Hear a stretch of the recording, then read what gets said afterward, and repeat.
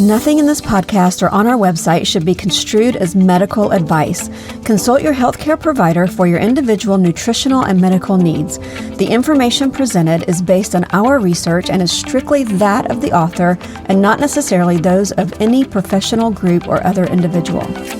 Hi, I'm Sue Becker from Bread Beckers. Welcome to Sue's Healthy Minutes. I'm so excited you've joined me today, and I hope this episode encourages you and allows you to find the answers you have been praying for the health of you and your family.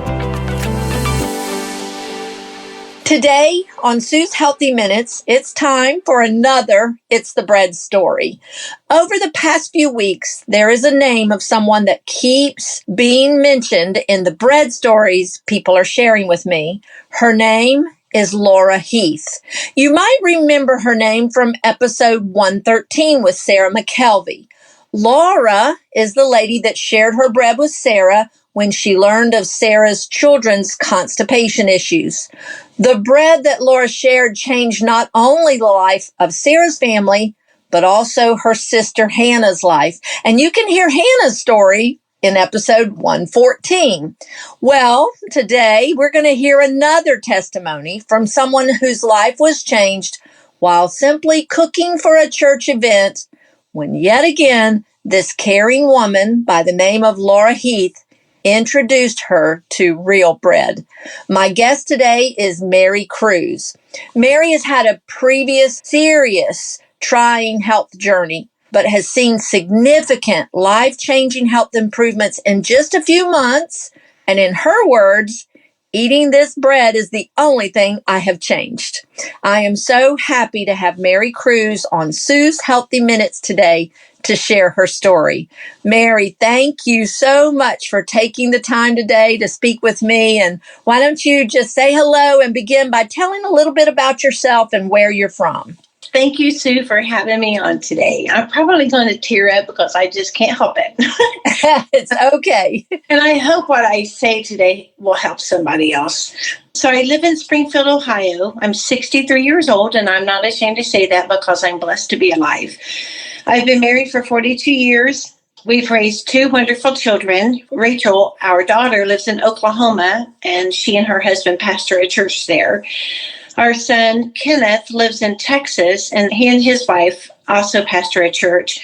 We have 7 grandchildren, ranging from the age of 16 down to 5. I'm retired from the field of education as a secretary. My husband and I pastored a church ourselves for 17 years and retired from that about 12 years ago. And we are currently the senior saints pastors for members over the age of 60 years old. And I also teach that same group at our current church. Wow, you're a busy lady, and you are indeed very, very blessed. Now, you are a 2-time breast cancer survivor. Tell us a little bit about that journey. It had to be a difficult one. And how long ago was that? So, about 14 years ago was when I finished everything. So I had breast cancer twice. The first time I was 38 years old. And then I was on cancer treatment for 5 years after that. And exactly a month after that treatment stopped, I had my mammogram, just my yearly mammogram, and they found 2 more spots in the opposite side from the first side.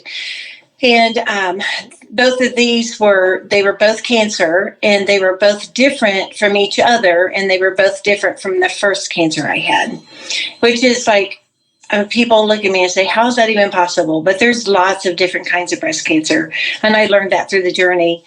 So through all of that, I had an extreme amount of chemotherapy.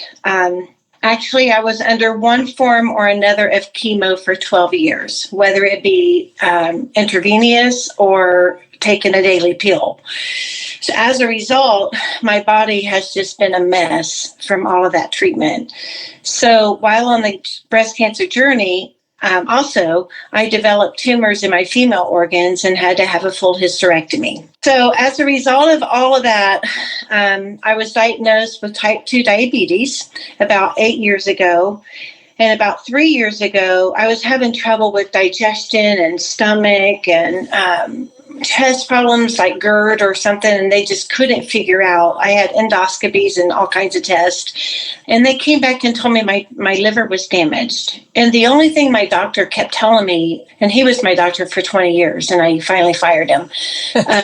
But he kept telling me, just don't smoke and don't drink alcohol. And I said, I don't do those things. So finally, he did a very specific scan of my liver. And he came back and told me my liver was damaged from all the chemotherapy I had. And he said, down the road, you're probably looking at a liver transplant. And that's probably the only thing we will ever be able to do for you. Well, that's really scary. Yeah. So I kind of took matters in my own hands. I hired a nutritionist, and I cleaned up my diet, like really, really strictly cleaned up my diet. I stopped eating anything white. I stopped eating bread. I stopped eating just anything white. I just didn't use white sugar in my cooking. I actually switched everything to almond flour and lakanto, monk fruit, and I was just like, I honestly, I had been getting discouraged even with eating that because of the texture of the almond flour. But that's what we did. My husband's diabetic also, so that's just how we ate. And so as a result of all of that, my cholesterol, my triglycerides, my sugar have been so out of control, regardless of what I did. Not to mention, I only could go to the bathroom, like number 2, like every 3 or 4 days. And that's miserable in itself. Yes. And not normal at all. No, it's not. So I meet quarterly with my nutritionist, have regular blood work done, and I exercise regularly by taking like 2.5-mile walks, but nothing has helped me. Man. Wow. What a journey. Yes. So then Laura told you about the bread. You were understandably a bit skeptical. So how did you begin? How did she convince you? Oh, because of all the years of bad blood work, many of our church friends know about my journey and about all the blood work stuff. So one day in mid-February, we were cooking at church for a youth event. And when Laura asked me about my numbers, and I told her where I was at the time, number-wise. Well, she told me about the bread, and I had not heard anything about this bread.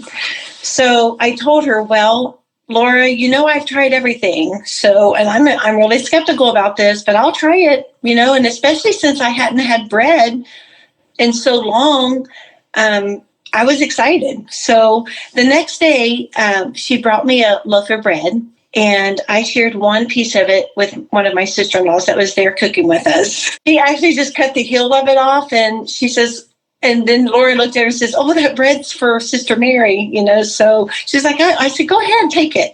So anyways, I brought the bread home, and my husband, who is also diabetic, like I said, he and I ate the bread over the next few days until it was gone. It tasted so good. I was so excited to have bread. Yes. So I went back and asked Laura, I said, can I pay you to make me bread? And she giggled at me, and I said, I'm really serious. I said, can you just do this?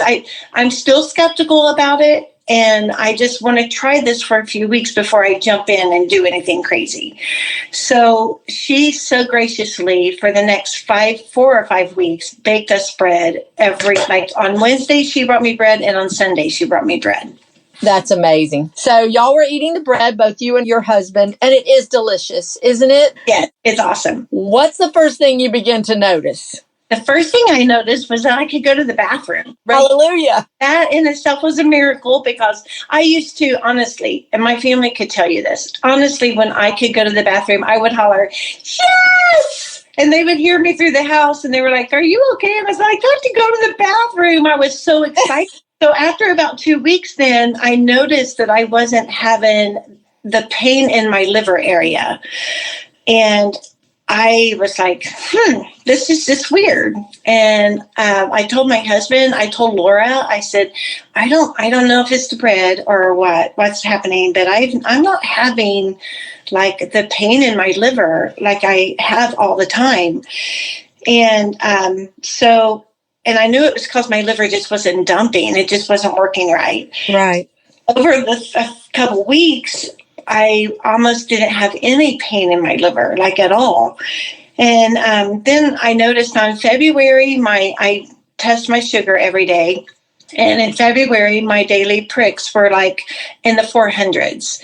And no matter what I did, just no matter how I ate, my sugar numbers was not coming down. And just about maybe 4 weeks ago, I started noticing that they were coming down like in the 200s.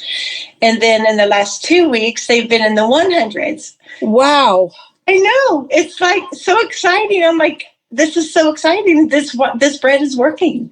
Yes, yes. And that's so good to hear because so many people are afraid of bread because they have blood sugar issues. And I'm like, no, you need this bread. No, not the bread from the store, but yes, this bread. So that's amazing. In just about 6 weeks then. Yes, yes. Wow. And then you also had a good bit of stomach pain. I'm assuming a lot of that could have been from being constipated and not having bowel movements, but that went away as well, right?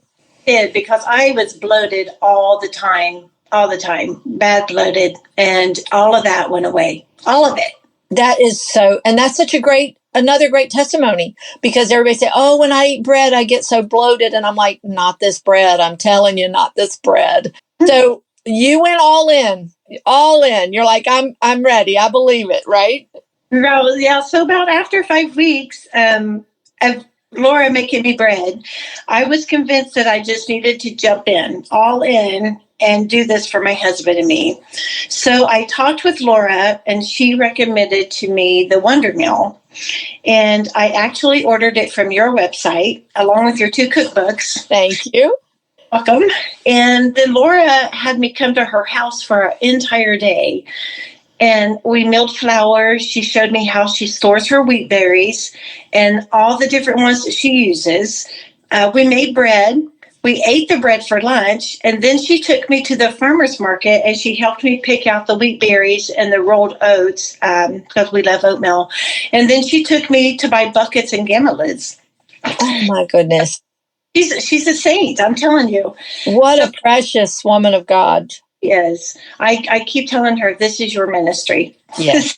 Yes, I agree. I can't wait to meet her. So the following Thursday, my meal arrived, and the next day I was making bread, and I've made bread every 3 to 4 days ever since. And in between, I make sweet treats for us in the freshly milled flour.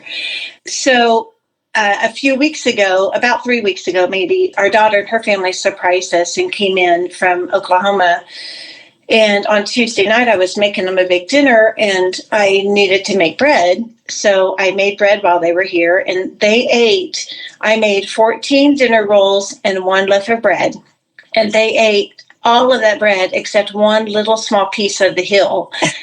They loved it so much. And they loved it so much that on their way home, she was texting me and Laura, because she's a good friend of Laura's as well. Yeah. It's just, she was texting us and asking us all these questions about the wheat and the mill and, all the process and stuff. And on Friday, she ordered her own mill and she got it in the next week. She ordered wheat berries and she has been making stuff almost daily, even has her kids rolling out pizza dough and freezing pizzas, and her daughter makes cookies with it regularly. So they're just all in. So I told Laura, I said, your little ministry just keeps extending. Yes, it does. Now, this is all just since February of this year, right? That's right. And you've now seen so many improvements in your health and your blood work numbers. I think you told me you had just some blood work done in May, right? The blood work was actually drawn April the 29th. Okay. Got my results on May the 2nd. Maybe May 1st. I think it's May 1st. So my doctor called and I was mowing. So she left me a message and, she talks really fast, so her words were like just jumbled, and I was like, I think this is what she said. So I jotted down the numbers, and a couple of days later, she called me back, and she said, I just want to make sure you got my message. And I said, well, I'm glad you called me because I'm not sure that I understood you correctly. And a big part of that was because I was in shock, and because my triglycerides were 405 and they dropped 214 points. Since February. Yes. Wow. And my cholesterol dropped 96 points. And my A1C was down 1 whole point, which I was a little not happy with that. I wanted it to come way farther down, but it will. I believe it will. And because since then, my daily pricks have been in the 100s. So I know my A1C will be down. I'll interject something there about your A1C. Don't get too discouraged about that, because that is slower to come down, because that's an average. So yeah. It's an interesting test that they can do. So that's still picking up your higher numbers. You know what I'm saying? Right. And I've had some people call and go, well, my A1C actually went up. And I'm like, just hang in there. And then sure enough, they'll report back that, oh gosh, it dropped, 1 or 2 points. So I believe that you're just going to keep seeing improvement. I think so too. Well, a big thing to me was, because I haven't eaten bread, I was afraid. I told Laura, I said, I'm afraid if I eat this bread 3 times a day, I'm going to gain a lot of weight. And she's like, I don't think you will. And I'm like, but I've not had bread. So I'm afraid I'm going to get fat. Well, when I went to the doctor, I had lost 3 pounds. And I was just ecstatic. I was like, I'm actually losing weight, eating bread 3 times a day. I know. Oh my goodness. I just love it that you said you've not had results like this with anything else that you've done. I have not. And that's God's honest truth. And tried a lot of things. You've been working at this for a long time. Yes. Wow. This is such an amazing story. How about your husband? How is he liking everything? He loves the bread, loves it. We have it every day. And if I start to get low, we're like, I got to make bread. Uh-huh. I'm actually rising bread right now. That's great to hear. So this is just so amazing. So February, March, April, really 6 to 9 weeks, right? You've seen this change. Yes. This is remarkable. And I'm like you, eating the bread is the only thing you've changed.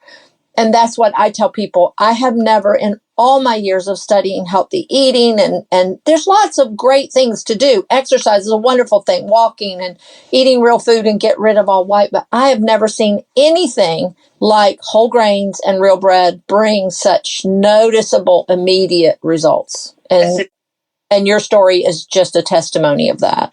Yes. I mentioned before that I meet with a nutritionist, and I met with her just last week, and because I usually try to meet with her after I have blood work done, so we can go over my numbers and she can try to help me do something, to help. And she's kind of been at a loss the last 2 times I've seen her. And so when I gave her a copy of my numbers, she was just looking at them, her mouth just dropped, and she was so excited. And she says, what do you think is making this happen?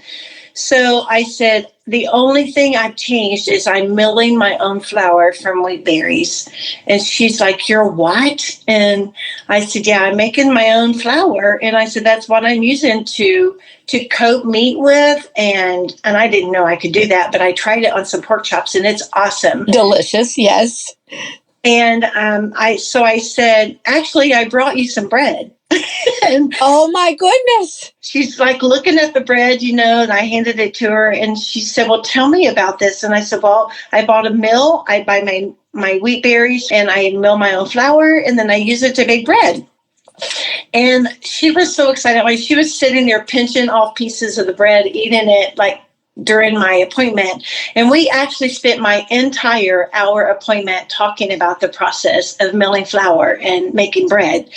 And she said, I am going to talk to my director and see if we can't make this a part of our nutrition program, And I'm like, oh, that's so awesome if you guys would do that, because it's going to help your people. So she was so excited. Oh my goodness. This is amazing, Mary. Do you know how many lives she can touch? Yes. Wow. That's a testimony in itself. Well, I am just so excited about your story. I know everyone listening is going to be so encouraged. And I want to thank you so much for taking the time to write to me, to share your story with all our listeners today, because it is truly an amazing one. And I always like to give my guests the opportunity to give some final words of encouragement, or if there's anything you've forgotten to share, feel free. But, are there any thoughts that you would like to leave us with today? I would just say, just be encouraged and do this. If you're having issues, please try the bread. And I'm not calling it a miracle bread, but I am calling it a gift from God. And I'm convinced it will help you like it helped me.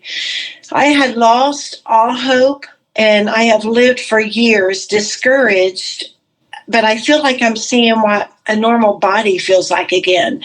And I'm careful still not to eat white stuff and not very much processed stuff. I'm careful because if I do, my daily pricks go up. So I'm careful to still stay on that eating program. But the biggest thing is my body's getting nutrition again, and I can have bread, and it tastes so good, and I can do it guilt-free, Yes. Try it. I'm sure that it will be a blessing to you like it has been to our life. I have a sister-in-law who has suffered for several years with gut issues, like a lot of gut issues. And I told her, and I was hesitant. Again, this was during the time I was eating the bread that Laura was baking me. So I was hesitant to say anything to her. But once I started making it, like the week I started making it myself, I saw her and my brother, and I said, she was talking about her gut and stuff. And I said, okay, I've been hesitant to tell you about this, but I can't stand it. I have to tell you. So I told her, I said, there's this lady named Sue Becker. And I'm not going to say a lot, but I want you to go on YouTube and I want you to watch some of her little YouTube videos. And I said, the very first one you should watch is over 3 hours long. If you need to watch it in segments, that's what I did. I did like an hour at a time. I said, because it's so much information to take in. And I said, if you would listen to her and just think about what she's saying.